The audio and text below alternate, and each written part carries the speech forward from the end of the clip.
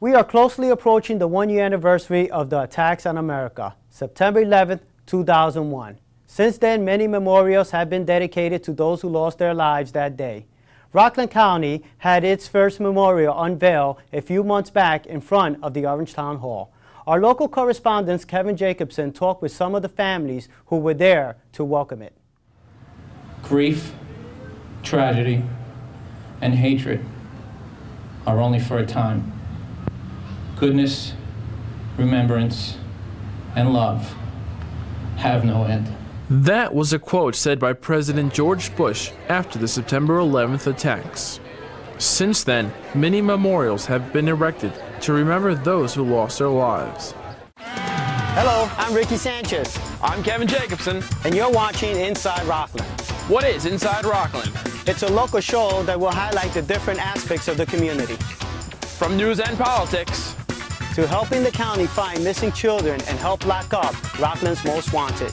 And getting your reactions and opinions with our Word on the Street segment. Inside Rockland starts right now.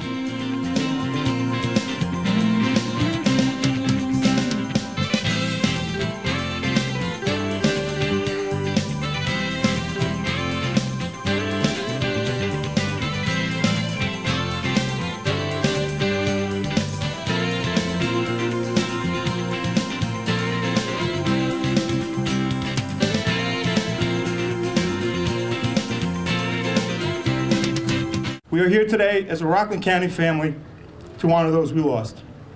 Families of 72 Rockland County residents who were killed in the World Trade Center attacks gathered at Orangetown Town Hall to welcome the first county-wide memorial of its kind.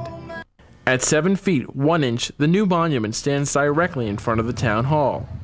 Former Police Benevolent Association member Mike Jamison created the monument from an 11-ton piece of granite found in Pomona. The granite rock has an eagle and a flag carved into it. When we chose the stone, the one side was kind of wavy like a flag, and the eagle and the flag just seemed like an appropriate thing to put on it, giving respect and the patriotism. The PBA was able to raise enough money for a scholarship fund that they were able to have the monument created with the extra money. When the PBA contacted Mike, he, like so many men, felt a need, a desire, and urgency to ensure that our loved ones would not be forgotten. Mike would work all day at his stone business and return to his stone yard at night to work on creating the memorial. Mike has spent somewhere in the area of 150 to 200 hours carving the stone. At night, in the dead of winter, Mike in a makeshift hovel with space heaters would sit and work on what would become his most crowning achievement. A rock pile ceases to be a rock pile the moment a single man contemplates it, bearing within him the image of a cathedral.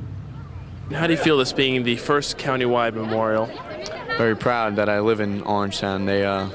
They took the initiative and stepped up, and they included everyone, which is nice. I mean, they could have very easily done just for Orangetown, but they included everyone, which is nice. And I hope that the rest of the towns follow suit.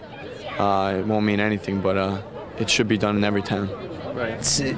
It's an emotional day because you think of why we're here, and it kind of brings you down a little bit. And then you think of the people and how much work they've put into everything and how strong the families are, and it's kind of uplifting. So it's definitely a mixed emotion day. It's an end of a lot of work. We started this in October, and it's an emotional day. Thomas Foley, Andrew Fredricks. As the names listed on the plaque on the back side of the stone were read, family members reflected on past memories. Dennis Germaine, John Ginley.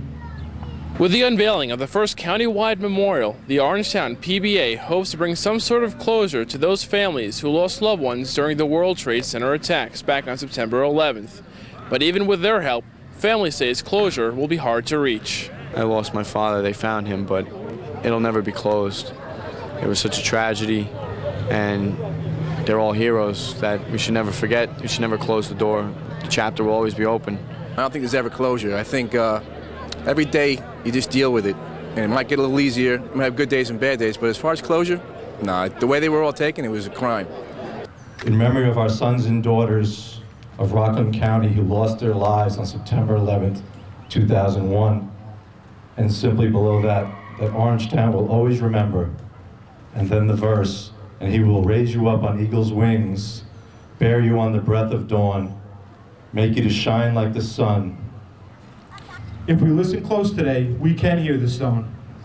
It does speak. It talks to us. Our loved ones can be heard saying, "Thank you, we're okay, we're at peace, we love you, and we are with you." In Orangetown, Kevin Jacobsen, Inside Rockland. We leave you with the sweet sound of Herman Wright of Spring Valley. Thank you for joining us, and we'll see you next time.